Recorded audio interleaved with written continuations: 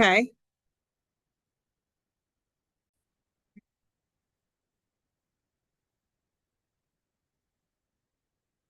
Good morning or good afternoon, everyone. My name is Heather O'Donnell. I'm the Community Preservation Coordinator for the City of Framingham.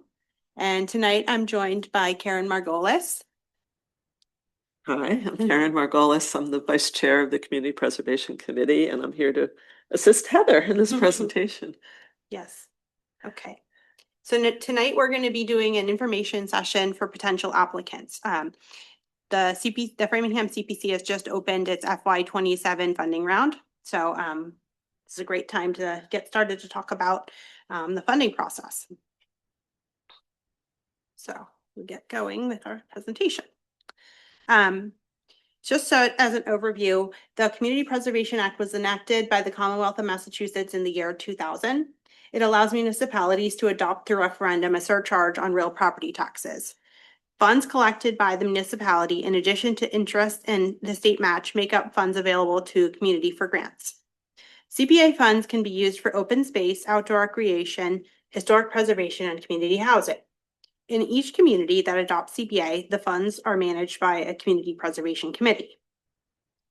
CPA was adopted in Framingham in November 2020 through a referendum vote. The surcharge in Framingham is 1%.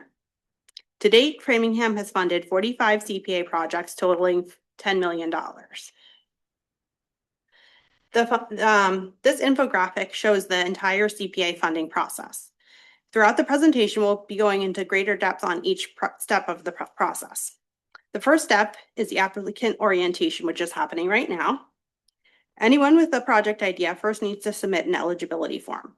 We'll go into greater detail about that step later. Applicants with eligible projects are invited to submit a full application. This year, the CPC adopted an application policy, which I have copies of in the room. Each submitted application will be reviewed to ensure that all essential elements have been included. If any essential element is missing, an applicant can request a waiver or extension, which can only be granted by a 2/3 vote of the CPC. Completed applications will be accepted, while applications with missing essential elements will be disqualified. The CPC will spend November through March reviewing accepted applications. Applicants may be asked to provide clarification or additional information.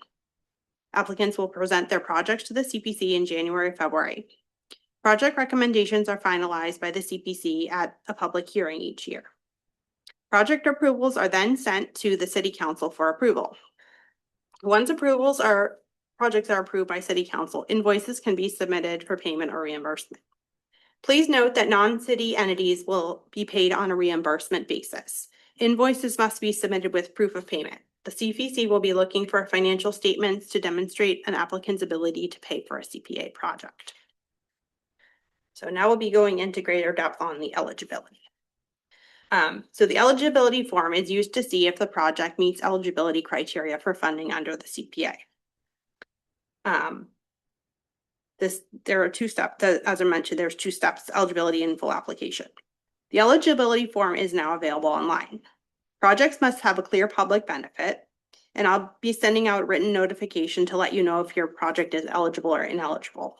If a project is ineligible, I may be able to make suggestions as to how you can change your project so that it could become eligible. Now I'll be turning over the presentation to Karen. Thank you, Heather. So you'll see a slide that shows the eligibility criteria, and this is something that you can find in the Community Preservation Coalition's website. And so we are borrowing it for this purpose, but this is really just a summary. There are really so many important community needs in Framingham, but not all fit into the specific types of projects that may be funded under the Community Preservation Act. So the big question, what types of projects can be funded under the CPA Act? CPA funding can only be used for specific types of activities in the program areas, which you see across the top: open space, historic resources, outdoor recreation, and community housing. And the chart summarizes the types of project activities that can be done in each of these 4 program areas. So you'll see the types of activities on the left. As I go through the next 4 slides related to open space, outdoor recreation, historic resources, and community housing, you'll want to pay close attention to how these 4 program areas are defined so you can better understand how the project that you might want to move forward with fits into one or more of these 4 program areas. And you'll also want to pay attention to the activity. Again, those are on the left. The words that you see: acquire, create, preserve, support, and rehabilitate or restore. So the chart offers important guidance regarding the types of activities that can be done for each of the 4 program areas defined in the law. And you can see that the types of activities allowed differs for each program area, which is why it's important to really understand what program area your project falls in. And you'll want to find it properly on your eligibility form. And if you don't, we'll be sure to let you know what it is and you know, so that you can understand what you'll need to do in your application and so forth, and whether or not you're eligible. So next slide. So now we're going to go into a little more detail. We're going to start off with open space project eligibility. And again, this is all defined by the state law for CPA. Open space projects relate specifically to land. These are natural resources. It's not about human use of that land or natural resources. So think of these as projects that are for the benefit of the natural environment and the resources themselves, not directly for use by people. We'll get to that later. That'll fall under the category of recreation. So under open space, it includes land to protect things like aquifers, recharge areas, watershed land, agricultural land, fields, forests, wetlands, river and pond frontage, lands to protect scenic vistas, and land for wildlife or nature preserve, among others. And in that category, the allowed open space activities include acquisition, creation, and preservation of open space. So you can see there's a few examples of acquiring, creating, and preserving in this category. One might be acquiring land abutting a river or woodlands for conservation. Another might be acquiring a conservation or agricultural preservation restriction on private land. Another might be creating a wildlife preserve on conservation land. Or it could be something like preserving, which is defined as protecting from injury, harm, or destruction native habitat by removal of invasive destructive species. There's sort of a wide range of things that could fit into it, but you have to pay attention for open space that these activities have to do with acquiring, creating, and preserving. In addition to those, CPA funds may only be used in open space for rehabilitation or restoration of open space if that open space is acquired or created with CPA funds. So if it's not acquired or created by CPA funds, you can't use CPA money for rehabilitation or restoration types of activities. And if your proposal is to pay for a project, say to improve a site for recreation use, such as a trail, then it would be an outdoor recreation CPA project. Now, buying the land where the trail might be, that would be an open space project. But the part of the project where you're actually talking about creating a trail, that's a recreation project. So you should also note that a permanent deed restriction, such as a conservation restriction or an agricultural preservation restriction, is required for all real property interests that have been acquired using CPA funds. So if you're acquiring a piece of land which we'll use to connect wildlife corridors or even to connect to other trails. If you're purchasing a piece of land, that would need to be under a restriction if it's private. That's just part of the rules under CPA. Next is outdoor recreation project eligibility. And recreation use is defined in CPA as active or passive recreation use, including but not limited to the use of land for community gardens, trails, and non-commercial youth and adult sports, and for use of land as parks, playgrounds, or athletic fields. The law doesn't allow things like horse racing or stadiums or artificial turf, gymnasiums, or similar structures. CPA can only be used for outdoor recreation and some related amenities, such as bathrooms or equipment storage that are necessary to directly support the outdoor recreation facility. So eligible activities. So we're getting back to that word activities. For recreation projects, it includes acquisition, creation, preservation, and rehabilitation and restoration of land for recreation use. In 2012, CPA was amended to allow funding on recreational projects for rehabilitation. When we talk about rehabilitation of recreation spaces, CPA noted that it includes the replacement of playground equipment and other capital improvements to the land or facilities upon which they're on to make the land or facilities more functional for the intended recreation use. Capital improvements, as defined under CPA, includes the requirement that the improvements must be permanently affixed to the land. So you can't use it for equipment, you can't use it for tables that can move, and so forth. It has to be a capital improvement.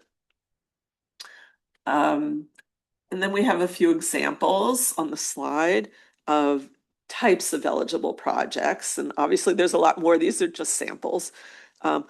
Acquire land for a new pocket park and design the site. Create new community gardens in an existing city park. Rehabilitate existing playground with new equipment and amenities. And preserve, which is again protect from injury, harm, or destruction, swimming areas and lakes. CPA cannot fund sidewalks or areas outside of dedicated recreation land. Recreation uses under CPA must take place on land dedicated to recreation use. So that would be things like under Parks and Recreation or under Conservation Commission. If on private land, it must be placed under permanent deed restriction, which would be a conservation restriction on for recreation use. I did want to note also that when we talk about designing a site, if you're designing for something that is an allowed use, then the design is actually also allowed. So you can't design to do something on a sidewalk, for instance, but you can use CPA money to design improvements at a park as its own project, and then you can come back and ask for money for implementation of the design or the construction. Okay, let me go on to the next. Historic preservation. Okay. Historic resources under CPA are very specific.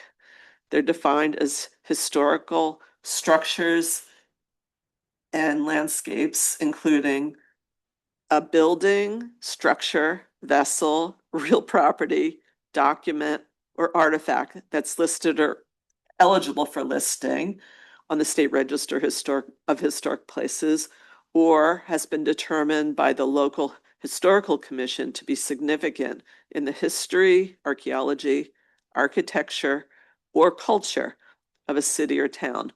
So in most cases, it's going to be a site that's on the State Register of Historic Places.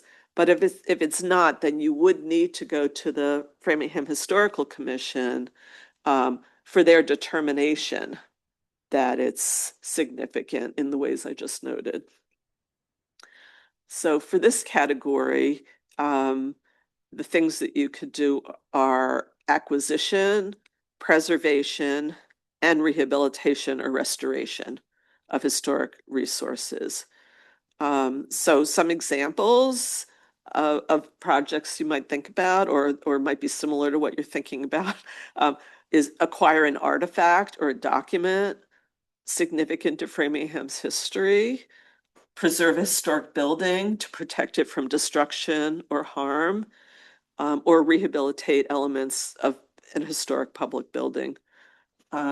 Creation of something new is not eligible in the historic preservation category. So we can't make new historic educational signs or new photos or digitizing of resources with CPA funds. So things that are historic, it has to be related specifically to those resources that are identified and that Framingham Historical Commission says are historic, or they make the determination that it's significant. The activity has to relate directly to those and can't be something new. You can't create something new with our funds.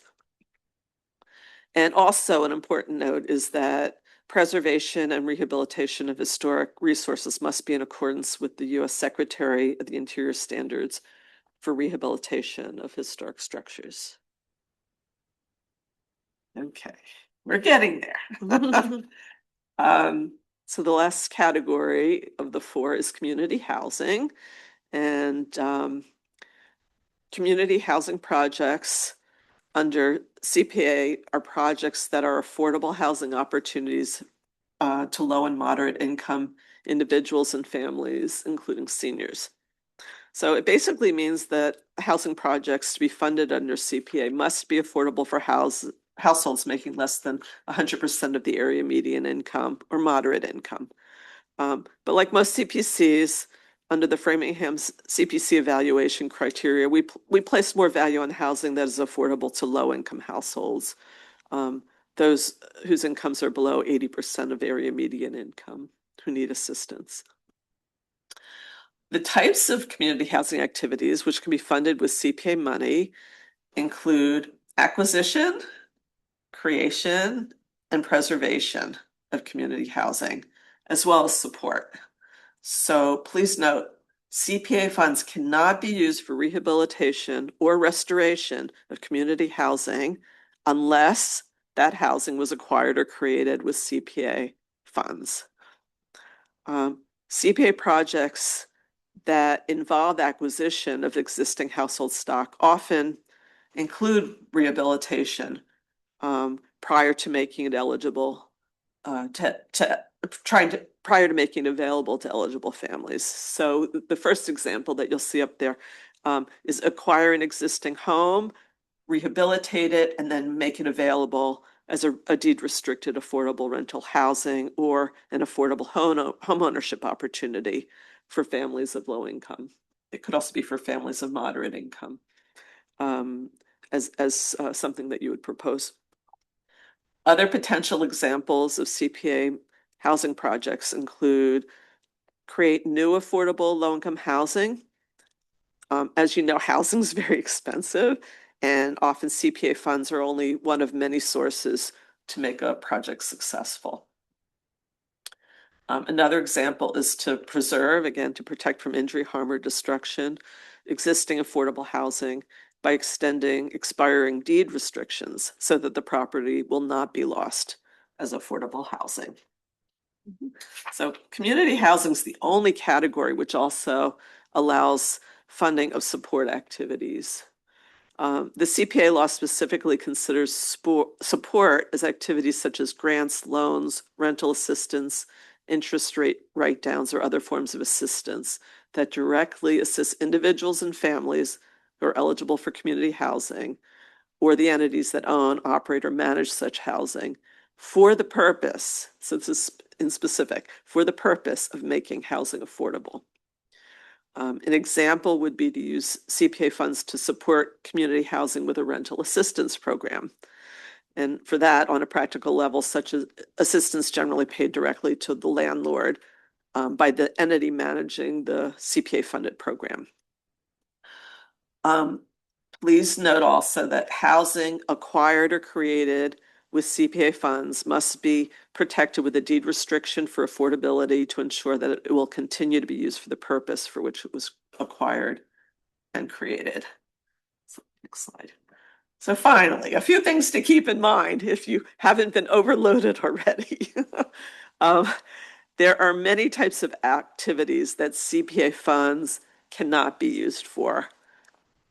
And this includes maintenance, operations, programming, and community events, along with, a bunch of other things not specifically permitted under CPA. So applicants should look for other sources of funding to accomplish the things that are not eligible. In some projects, it's possible that some activities are eligible and some aren't. So the parts that aren't eligible can be accomplished using other funding sources. So we've had projects where there were elements that are eligible and some that aren't. And so the guidance is bring in other funding to deal with the things that we can't fund. So it doesn't mean we won't fund you. It means we'll only fund you for the parts that we can fund you for. So I think that's pretty much it.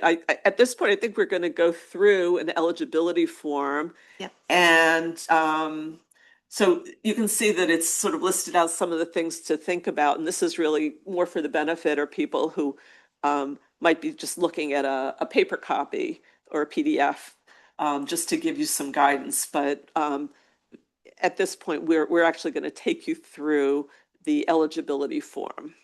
Yep. Okay. So the eligibility form is available on the city website. You can find it on the CPC's homepage. And this is the form.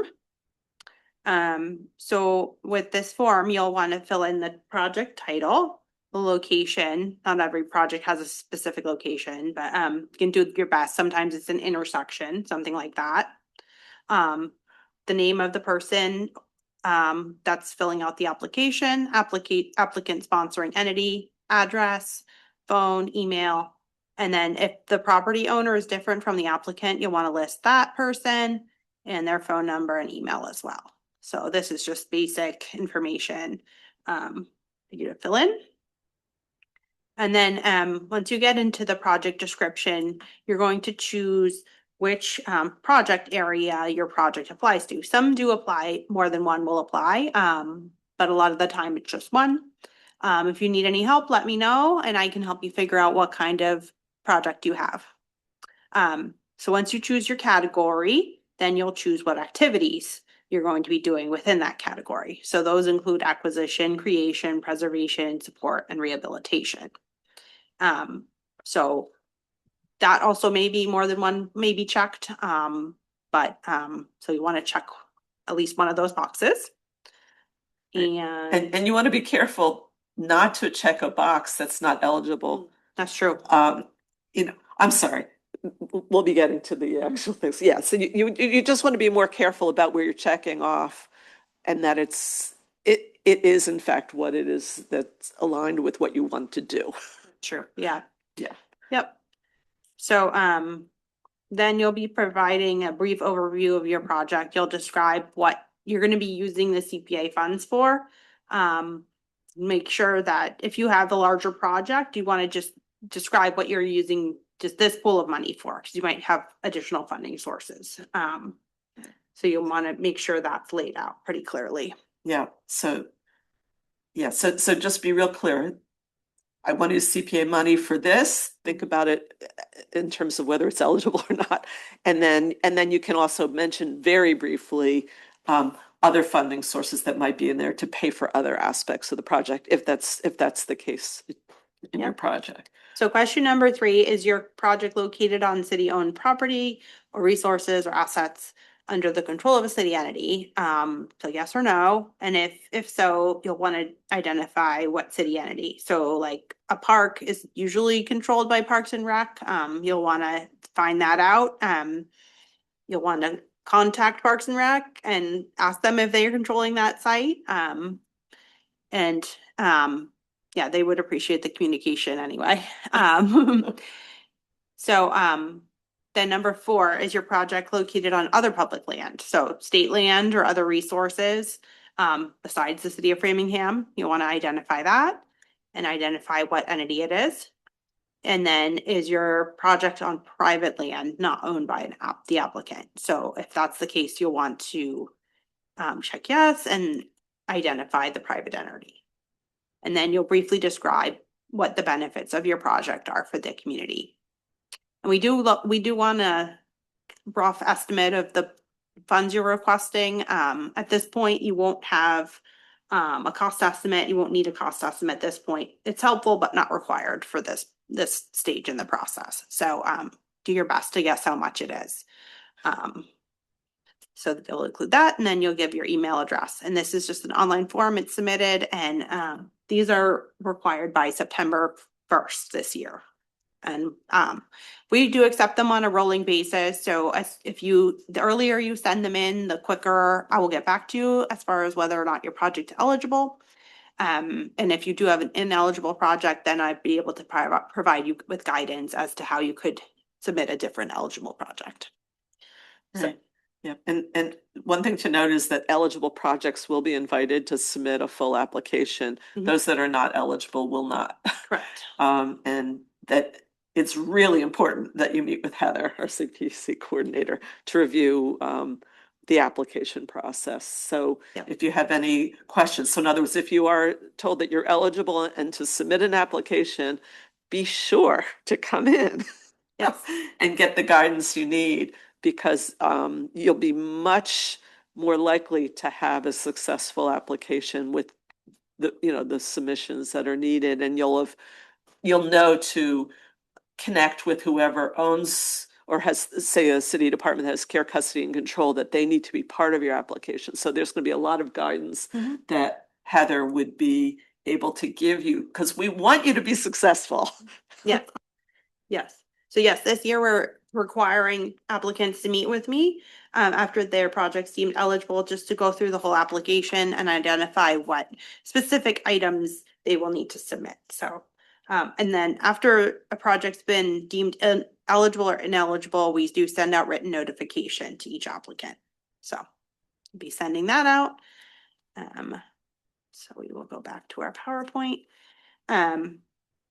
Okay. So once your project's considered eligible, you're invited to submit a full application to the CPC. I am going to go through the whole full application next, but you will want to make sure that you read all the instructions found on the latest in the latest plan update. The instructions are also on the CPC website. The application is submitted electronically via the website, and the application must be signed by all applicants and co-applicants. We'll get into a little bit more into that later. We want all the questions to be answered fully. And then there's a separate appendices form that you'll need to submit. And so you want to make sure you have all required appendices. These need to be in PDF or Excel. And you want to make sure you include all essential elements, and applications will be due on October 29th, 2026.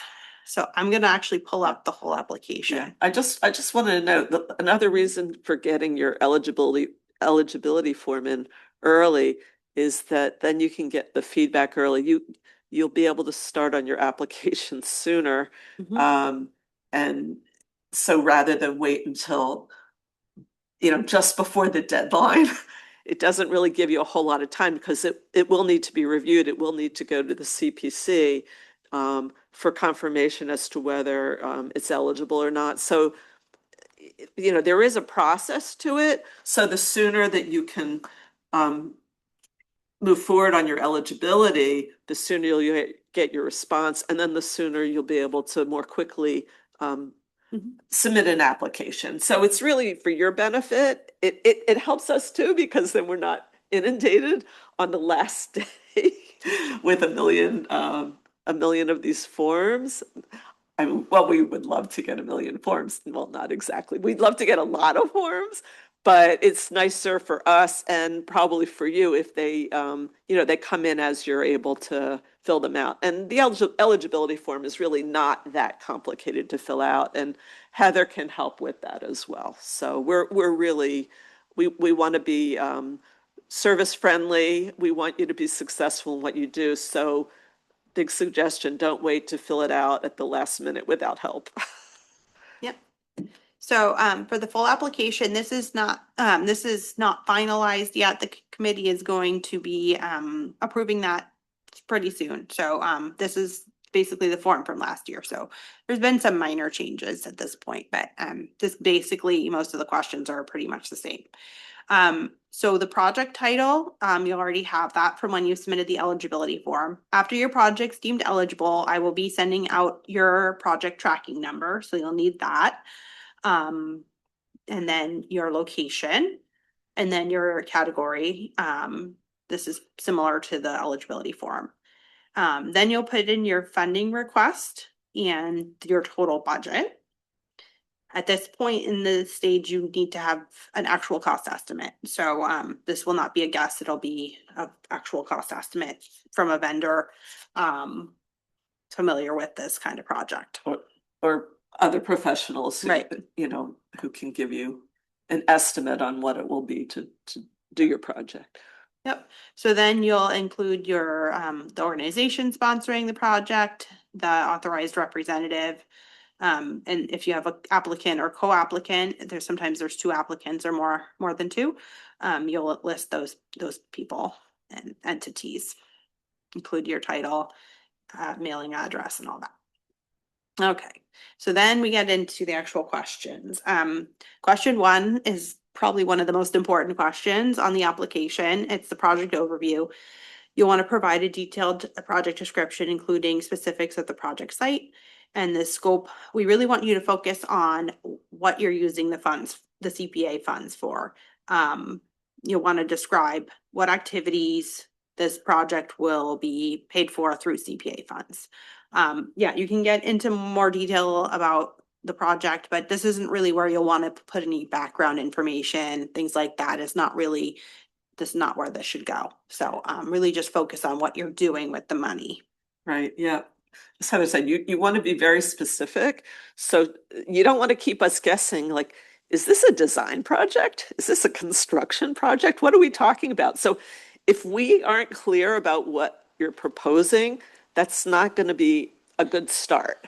We may ultimately get the answer from you because we'll come back and ask you again, but it would really be helpful if you're really clear about what you want to do with the CPA money specifically, and how it relates to, the category and those terms: acquire, rehabilitate, that kind of language should be in there so we understand the kind of project you're talking about. But if you give us a lot of history in the first 3 paragraphs, our eyes are going to start going a little cross-eyed. At least I know mine will. So you want to just be really clear. Don't go into background information. Your first paragraph should really be, what are you going to do with the money? If you want to get a little bit into that later about some background, that's fine. But we also will leave room at the, in the appendices material for you to expand on lots of things if you really want to. But what we really care about is, what do you want to do with our money? Mm-hmm. Not our money, the city's money, the CPA money. Yep. So that's question 1. So to note, the CPC has 2 plans: the Community Preservation Plan, which is updated every 5 years, and the Community Preservation Plan Update, which is updated every year. You'll need to look at both plans to see how your project aligns. So question 2 asks, how does your project address local needs or goals identified in the Community Preservation Plan? So if you look down here, there's a link for the plan right here. So we click on that. That'll take you to the plan.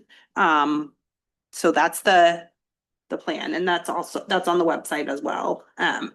So you look at the plan, make sure, you'll want to describe how your project aligns with these goals and needs and addresses any of those items.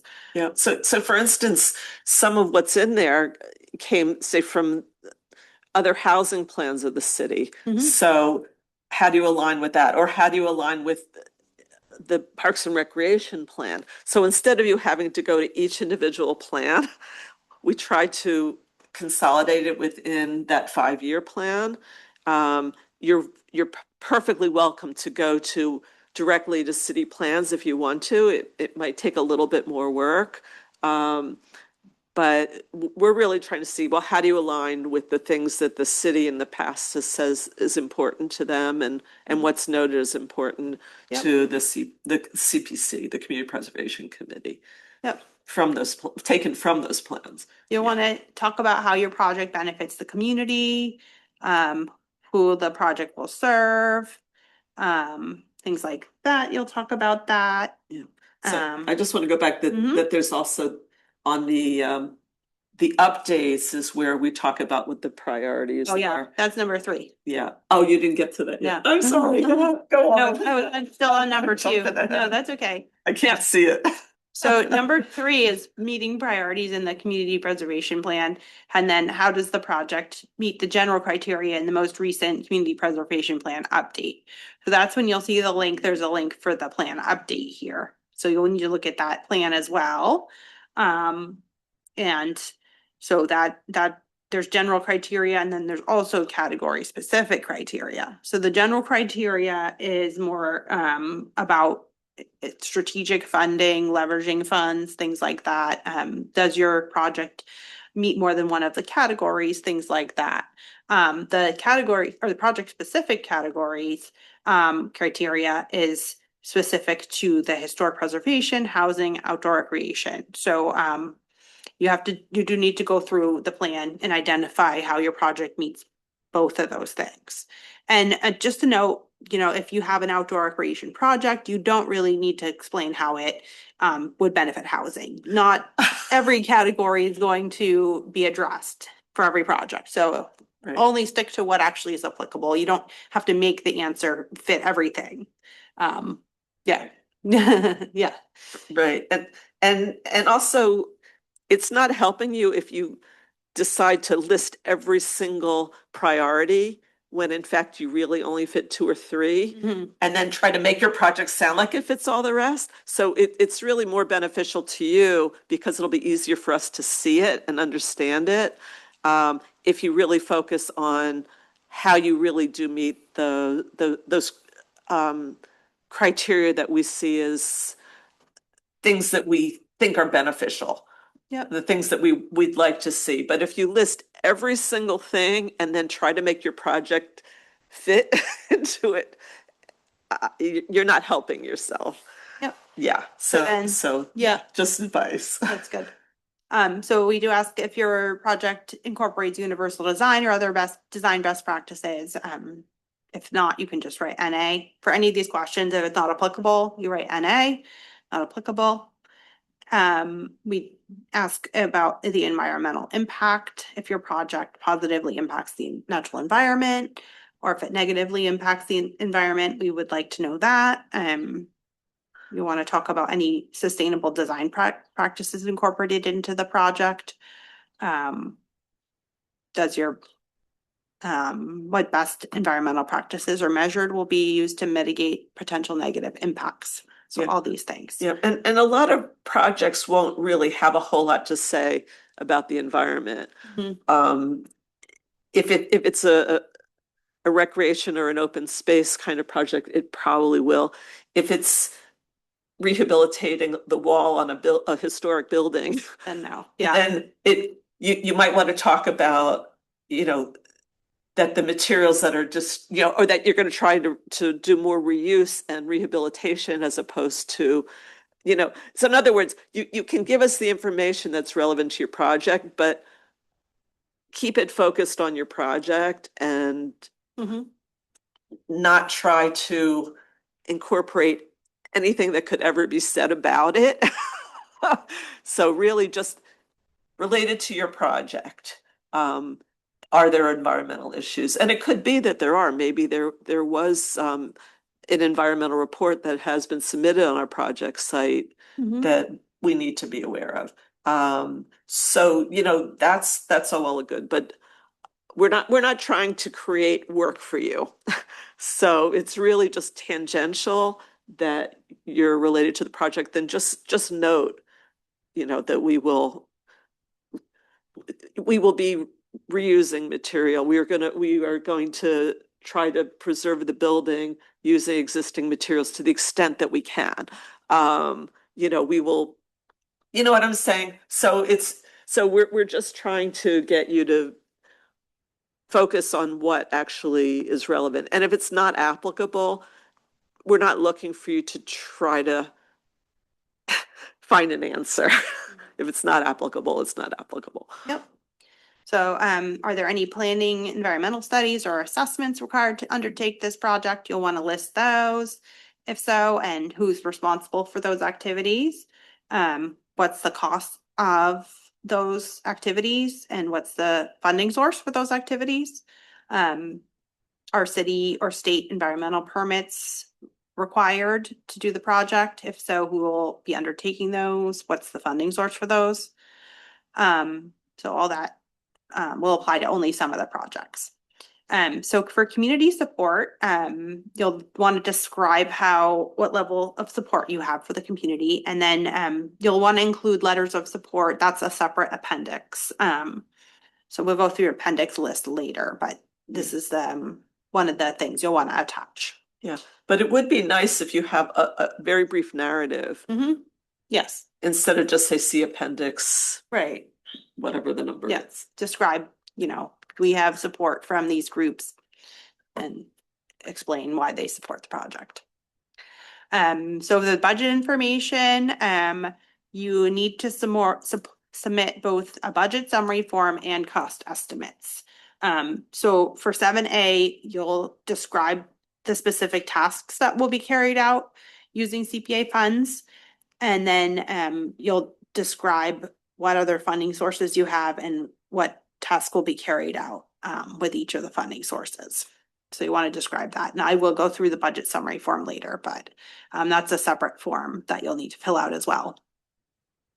So for cost estimates, we mentioned this earlier, but you need to get documentation, including any cost estimates obtained from vendors or other professionals, and that'll be submitted as Appendix F. And that's one of the essential items. It needs to be included with your application. If you do not include a cost estimate, you potentially could get disqualified. So that's an important item. Yeah, you have a question? Yes. What, you have to go to. Oh, yeah. Or My question, do you want me to ask now or you want? You can wait till, you want to go ahead? Oh, no, but he has to come to the speaker. Yeah, you just have if to you're go to gonna the do mic. that. You have to go to the podium to ask a question. Yes, go ahead. Just the actual, there's different levels of estimation that I come across in my life. Yep. And specifically now, we have a vendor that was brought on by the city and did a study. And in that study actually did provide an estimation, but it's not like a line by line breakdown of this, that, and the other. My question is that something that would be feasible or something, hey, do I show it to you and you go, yeah, or no? Well, I think we'd have to see it, but if it was done based upon sort of a hypothetical scope, you know, the scope that you're talking about, and then say it's 2 years old, you can add to it. You'd have to explain. So in other words, if you have a budget estimate, but it's sort of based on the past, then you're going to want to, what's the Update it. You're going to want to add Oh, yes. What's the 15%? Contingency. Contingency. So you might want to say that we've increased it by 20% because it was an estimate provided 2 years ago, or we're going to add a 15% contingency to that estimate because it's a construction project and there's uncertainty. So you know, we would have to see it, but I think Heather would be able to help you in terms of what it is, but I think If the we get level- our- go Yeah, ahead, go ahead. Laura. I was gonna say the level of detail depends on the type of project, right? So a construction project, we would need a lot more detail. Broken out, what elements are we paying for? But some of the projects don't have super detailed estimates just based on the nature of the project. So Okay. it kind of Yeah. depends. Probably a quick Q&A, maybe after or some other date too, just be like, hey, here's what we're trying to do. You guys, it seems like have been offering a ton of help, so it'd be Yeah, a really fast conversation, you know? sure. Yeah, Awesome. Thank you. absolutely. Okay, so cost estimates, and then for funding sources, you'll list what other sources you have besides or proposed sources that you have besides CPA funding. So you'll want to list each source and whether or not it's secured. So say you're trying to get a Mass Trails grant, you would list that. If you haven't secured it yet, you would say no. So that's an example. So there's lists for 5 different funding sources there. You'll want to identify any in-kind contributions, such as donations, time, volunteer labor, which will contribute to the completion of your project. And really, this is the only place where you need to list in-kind contributions. That doesn't need to be included in the cost estimates or the budget summary form. So just here is where we would want that information. right, so in other words, under the budget summary form and under the budget itself, we want to know about things that are actually costing, are actually dollars that are being spent from different sources, whether our source or other sources. But we are very interested in knowing what in-kind contributions there might be. So maybe there's you know, we had a community garden and there was a lot of community build, a lot of community input. So we want to know about that, but it's not actually a dollar contribution. It's more of an in-kind. So Right. that should be just answered on that question and not Yeah. incorporated in the dollar budget, because it just confuses the issue when there's no actual Yeah. dollars that are coming into the project. So for community housing projects, there's a need for additional appendices. They need a development, sources and uses, and operation budget in Appendix H. So that only will apply to housing, development, or rehab. So that's, and then the next item is timeline. We want to know when you're planning to start your project, how long you expect the planning and permitting to take, when you expect to start construction, and then when you expect to complete the project. So those are the main 4 milestones we're looking for. But more detail is great. If you have additional milestones that you have in mind when they would occur, great to include that. And just to note, projects have 3 years to be completed from the time of the award. And if they need more time, the committee can give an extension. We haven't run into that yet. That is possible, but we do really encourage all applicants to finish everything within 3 years. For historic projects, they need to comply with the U.S. Secretary of the Interior standards, as Karen mentioned. So we would look for documentation of the historic status of the property in Appendix M. So we want you to include, is it on the state register? You'd want to show that. Is it listed as historically significant by the Historical Commission? You'd want to show that. So that's the kind of thing you'd want to show there. Most of the projects are on the state register, I would say. So usually it's a Macris card.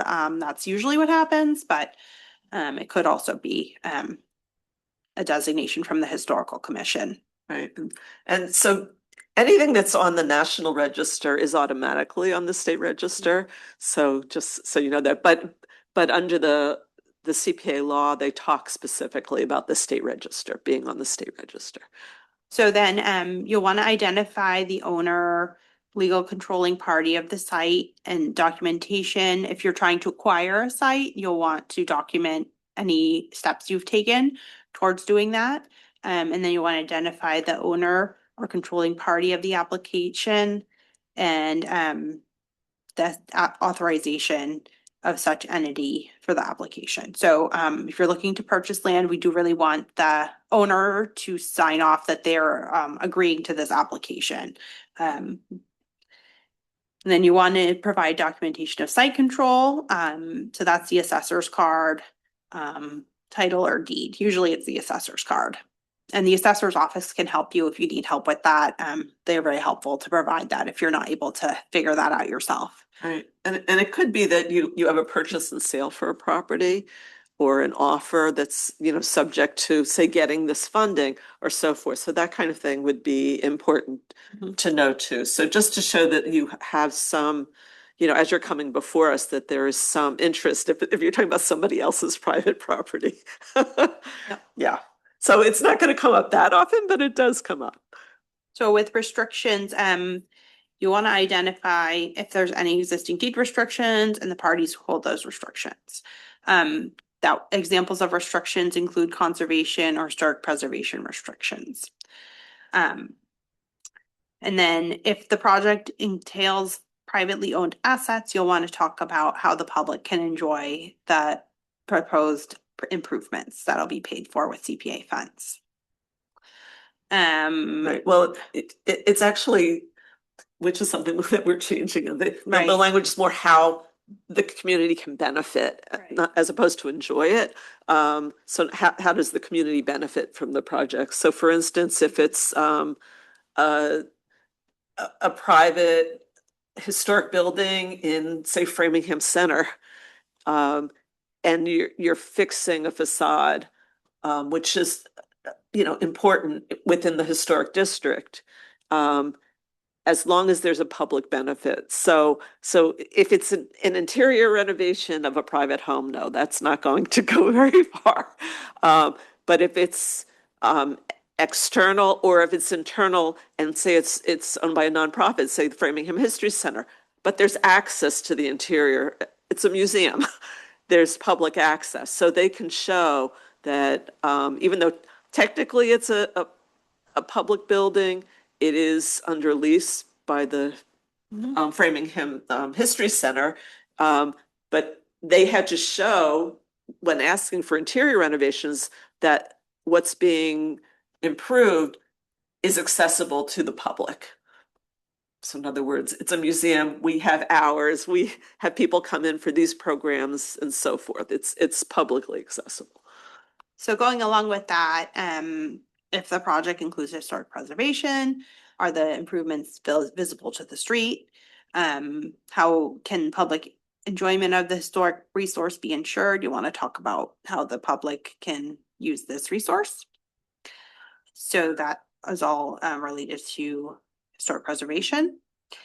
And then for long-term maintenance, identify which entity will be responsible for maintenance. Document how ongoing maintenance of the completed project will occur and how this maintenance will be funded. So a lot of the time this is a city department, but if there's any other way you're going to maintain it, you'd want to describe that. Right, and this is something that CPA requires.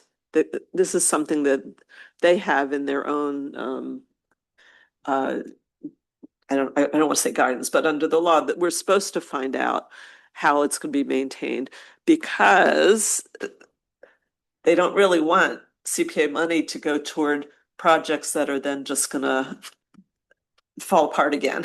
Mhm. So for instance, with things like historic properties, if you're going to put a lot of money into repairing or preserving, you want to be sure that there's an entity that's going to pay attention to maintenance in the future so that it doesn't fall into disrepair again. Mhm. Yep. So this is a list of all the appendices. So not all appendices are required for every project. Some of them are.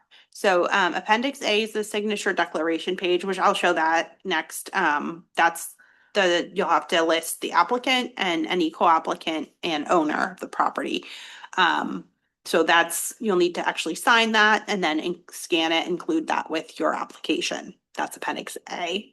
Letters of support is Appendix B. Those can be sent after the deadline. We do accept those after full application deadline, but do your best to get those ahead of time. But we do accept those later. So Appendix C is visual project documentation. This is any photos you have of the site, any maps, anything like that would be very helpful. Appendix D is the project site control. That's your assessor's card, deed, something like that. And then E is the budget summary form. I'm going to go through that as well. F is cost estimates. So the Appendix A, B, usually D are required. Appendix E, budget summary form is required for every project. Appendix F is required for every project. It's cost estimates. Cost estimates, yep. Funding source documentation. So if you have any additional funding sources, we would look for letters of commitment from funding from a bank. If you have another grant, you'd want some documentation stating that you've received that grant. Things like that would be Appendix G. Appendix H is the community housing budgets that only applies to the housing development projects.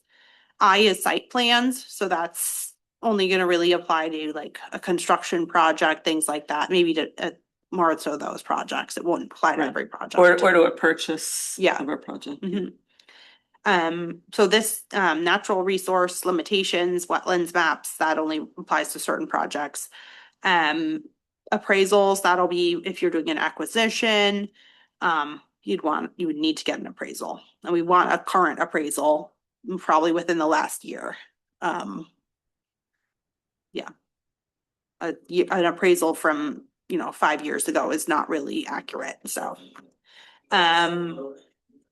The Appendix L is environmental documentation that confirms that the site's free of hazardous materials. If you need help with this one, you can get help from the conservation agent. She can help you with that. Appendix M is historic preservation projects. Any easements, historic commission inventory sheets, things like that you'd want to include. Also, this is where you'd put the MACRIS information. If it's on the state registry of historic places, you put that as Appendix M. Appendix N, nonprofits. For nonprofits, we are looking for a financial audit or financial statement. And then Appendix O is for anything additional that you'd find helpful to submit, any reports you have, or if you have additional narrative, you can also include that in Appendix O. So this is the whole list. I do want to go through Appendix A and D. So while you're looking for that, so on Appendix O, if when you're filling out your form and you find yourself sort of going beyond the limits of what can be seen all at once, then you should put your entire answer into Appendix O as well, because if someone wanted to print it, they wouldn't be able to see the beginning and the end of what you've written. So we encourage you to try to limit your answers to the space that you can see, the space available. But if you are very wordy or you have a very complicated project that goes longer, then please, under Appendix O, put another full answer there so that we can read it. So this is Appendix A. So you'll want to, it's a fillable PDF. So you can type in your answers here and then you'll print it out and then sign it. So you'll list the project title, authorized representative, their name, and then you'll sign it. Although this isn't showing up correctly. It's not showing up all the way, but that's that form. Yeah, and then also co-applicants. So if there's more than one applicant. So in other words, if you're putting in an application, but it's on conservation land, you'll need someone from the conservation office to sign it as well. If you have more than two, then submit a second sheet with the additional signatures. And if you're a historic preservation project, there is sort of a check mark saying that you've read the and know that you need to be in compliance with the Historic preservation restrict, or the Uh, Secretary of the the Interior. Secretary of the Interior requirements. So it's really alerting that you need to be understanding what that's all about and that you mark it off that you do understand. So that part's only for historic projects. So this is the budget summary form. So this and the signature page I email out to all the eligible applicants. So you'll want to list your project. Your funding source is the proposed source, so CPA funds, how much money you're looking for from the CPA. So then you'll want to include, is it a study, acquisition, soft cost, construction, and then total.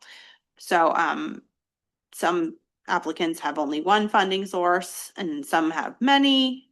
Sometimes the project does include soft costs and construction. Sometimes it's only soft costs, sometimes it's only construction.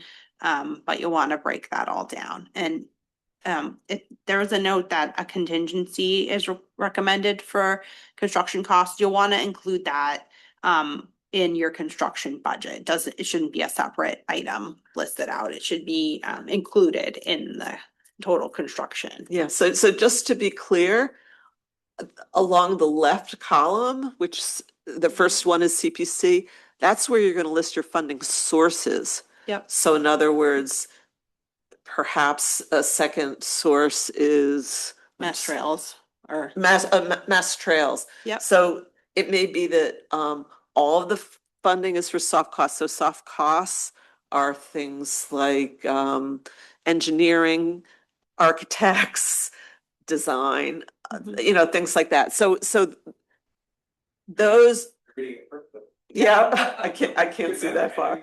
Yeah. I can't see, unfortunately. So in other words, so let's say the CPA money is just used for construction and somebody else's funds are used for soft costs. Or, some CPA money is for soft costs and some is for construction, but another source of funding is only for soft costs. So you'll want to put the dollar amount for, down those columns for each of the sources that you're listing on the left. Mm-hmm. Yep. So that's the application.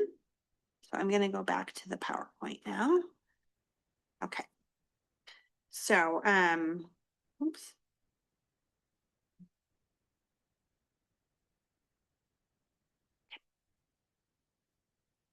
Okay. Okay. So, after you've submitted your application, the CPC will review each application to ensure that all essential elements have been submitted. So, the essential elements, this is a link to that list. I'm not going to go through all of that, but, we want to make sure that you've included everything that we really absolutely need in order to sufficiently review the application. Yeah, I'm just going to note a couple of things. So in other words, your description is an essential element. So if your description's not clear, then you may need to come back and ask for more time to give us a description. But it's more about some of the appendices. Right. So if you don't submit a plan that shows the boundaries of your project, say you want to purchase a parcel, but only part of it, you need to show us the part that you actually plan to include. So it can't be left to chance. It can't change 3 times during the course of the application. So what we're looking for is there's certain things that are just critical information that if you can't define what you want purchased with CPA money, then we are at a loss to be able to understand it. We don't want to wait till a month or 2 or 3 into the process to have that defined. It needs to be defined with the application, and you can come back to us if you don't have it for a month extension to get us that information.